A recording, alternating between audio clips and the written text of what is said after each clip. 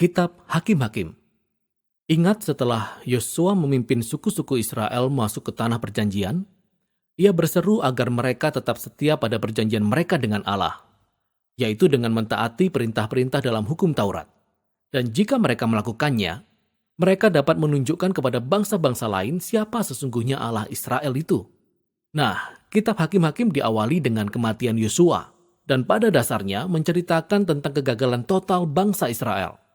Nama kitab ini diambil dari model pemimpin bangsa Israel pada masa itu. Sebelum memiliki raja, suku-suku Israel dipimpin oleh hakim-hakim. Namun jangan membayangkan sebuah ruang pengadilan, karena hakim-hakim ini merupakan pemimpin wilayah di bidang politik dan militer. Jadi lebih menyerupai seorang kepala suku. Dan perlu diingat, kitab hakim-hakim ini sangat meresahkan dan penuh dengan kekerasan, karena menceritakan kisah tragis tentang kerusakan moral bangsa Israel, tentang kepemimpinannya yang buruk, pada dasarnya bagaimana mereka menjadi serupa dengan orang-orang Kanaan. Namun kisah sedih ini juga ditujukan untuk membangkitkan harapan di masa depan. Dan kita dapat melihatnya dari cara kitab ini disusun.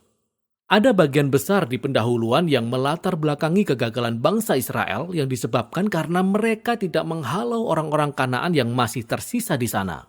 Kemudian bagian utama dari kitab ini bercerita tentang bertambah rusaknya para hakim bangsa Israel itu. Dan dalam kelanjutannya, para pemimpin Israel ini menunjukkan perubahan. Mulai dari cukup baik, menjadi agak baik, lalu menjadi buruk dan semakin buruk. Bagian penutupnya malah sangat meresahkan dan benar-benar memperlihatkan kejahatan bangsa Israel secara keseluruhan. Mari kita dalami dan telusuri setiap bagian ini lebih lanjut.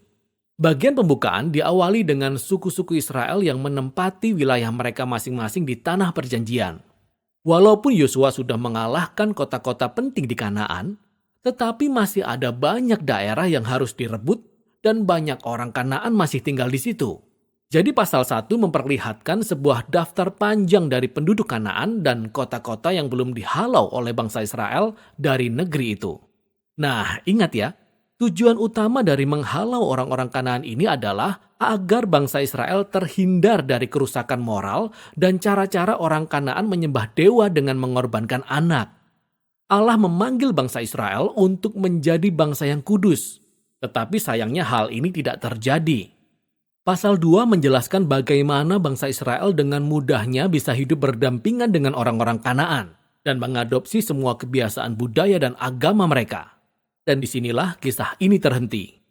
Hampir di seluruh pasal ini, sang narator memberi kita ringkasan dari segala sesuatu yang akan terjadi pada isi kitab ini. Menurut sang narator, bagian dari sejarah Israel ini merupakan serangkaian siklus yang bergerak seperti spiral yang menurun. Jadi bangsa Israel ini menjadi seperti orang Kanaan, sehingga mereka berdosa terhadap Allah. Oleh sebab itulah, Allah membiarkan mereka dikalahkan dan ditindas oleh orang-orang Kanaan. Namun akhirnya orang-orang Israel ini menyadari kesalahan mereka dan bertobat. Karena itu Allah membangkitkan seorang penyelamat, yaitu seorang hakim dari antara bangsa Israel yang akan mengalahkan musuh dan menghantar mereka ke era damai. Tetapi akhirnya bangsa Israel kembali berbuat dosa, dan semuanya akan dimulai dari awal lagi. Siklus ini menjadi pola dan alur penulisan dalam bagian utama dari kitab ini, dan akan terulang dalam setiap kisah dari 6 hakim utama yang diceritakan di sini. Nah, kisah dari 3 hakim pertama, Otniel, Ehud, dan Deborah, adalah kisah petualangan yang sangat hebat, namun penuh dengan pertumpahan darah. Baik hakim-hakim itu sendiri, maupun orang-orang yang menolong mereka. Semua berhasil mengalahkan musuh dan menyelamatkan orang-orang Israel. Kisah tentang 3 hakim berikutnya berlangsung lebih panjang dan berfokus pada karakter mereka yang tercela dan makin bertambah buruk. Nah, Gideon memulai dengan cukup baik. Meskipun awalnya ia seorang pengecut, tapi akhirnya ia percaya bahwa Allah sanggup menyelamatkan bangsa Israel melalui dirinya. Jadi ia berhasil mengalahkan tentara Midian yang sangat besar hanya dengan 300 orang yang membawa obor dan buyung tanah liat. Namun Gideon memiliki temperamen yang sangat buruk. Ia membunuh sesama orang Israel yang tidak mau membantu dia dalam peperangan. Dari sinilah semuanya menjadi semakin buruk. Gideon kemudian membuat patung berhala dari emas yang ia jarah dalam peperangan. Dan setelah ia mati, seluruh bangsa Israel menyembah patung itu sebagai Allah mereka. Lalu siklus pun dimulai lagi dari awal. Hakim utama berikutnya adalah Yefta, seorang perampok kejam yang tinggal di perbukitan. Ketika keadaan bangsa Israel sudah sedemikian buruknya, para tua-tua Israel datang kepadanya memohon bantuan. Nah, Yefta adalah seorang pemimpin yang sangat hebat. Ia memenangkan banyak peperangan melawan orang Amon. Namun sayangnya, ia tidak mengenal Allah bangsa Israel. Ia mengira Allah Israel sama seperti dewanya orang Kanaan, sehingga ia bersumpah akan mengorbankan anak perempuannya jika ia menang perang. Kisah yang tragis ini menunjukkan betapa dalamnya bangsa Israel telah jatuh. Mereka tidak lagi mengenal karakter Allah mereka sendiri, sehingga mereka terjerumus ke dalam pembunuhan dan ibadah yang palsu.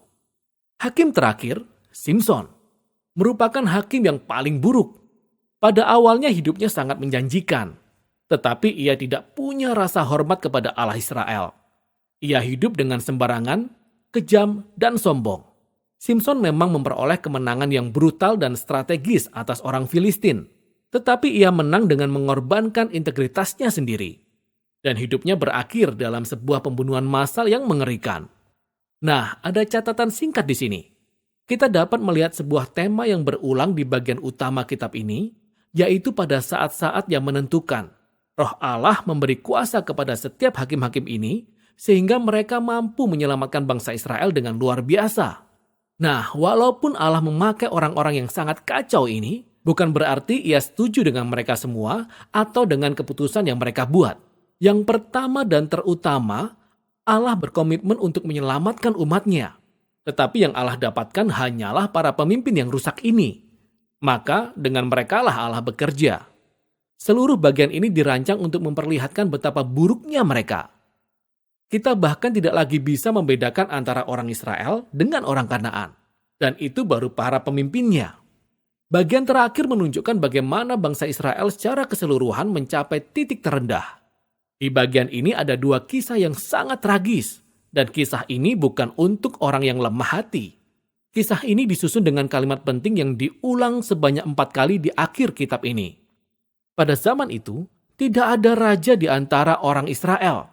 Dan setiap orang berbuat apa yang benar menurut pandangannya sendiri. Kisah pertama menceritakan tentang seorang Israel bernama Mika yang membangun kuil khusus untuk penyembahan berhala.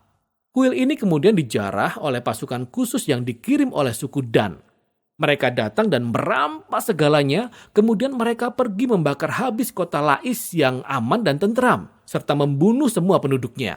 Kisah yang sungguh mengerikan. Ketika bangsa Israel melupakan Allah mereka, maka orang yang paling kuatlah yang berkuasa. Kisah terakhir dalam kitab ini bahkan lebih buruk lagi, yaitu tentang pelecehan seksual dan kekerasan yang berakhir dengan perang saudara yang pertama di Israel. Kisah ini benar-benar sangat meresahkan, dan memang itulah tujuannya. Kisah ini ditujukan sebagai suatu peringatan. Kejatuhan bangsa Israel ke dalam kehancuran merupakan akibat mereka berpaling dari Allah yang mengasihi dan menyelamatkan mereka dari perbudakan di Mesir. Dan sekarang bangsa Israel perlu diselamatkan kembali dari kejahatan mereka sendiri. Satu-satunya harapan dalam kisah ini dapat ditemukan dalam satu kalimat yang diulang-ulang pada bagian akhir kitab ini. Sebenarnya ini merupakan kalimat terakhir dalam kisah ini. Tidak ada raja di antara orang Israel. Kalimat ini melandasi kitab berikutnya yang menceritakan tentang asal-usul keluarga Raja Daud, yakni kitab Rut. Dan juga asal-usul kerajaan Israel, yakni kitab 1 Samuel. Namun kisah hakim-hakim ini memiliki nilai tersendiri sebagai sebuah tragedi. Kisah ini memberi penjelasan yang dalam tentang kondisi manusia dan pada akhirnya menunjukkan betapa perlunya kasih karunia Allah untuk mengutus seorang raja yang akan menyelamatkan umatnya. Dan itulah kitab Hakim-Hakim.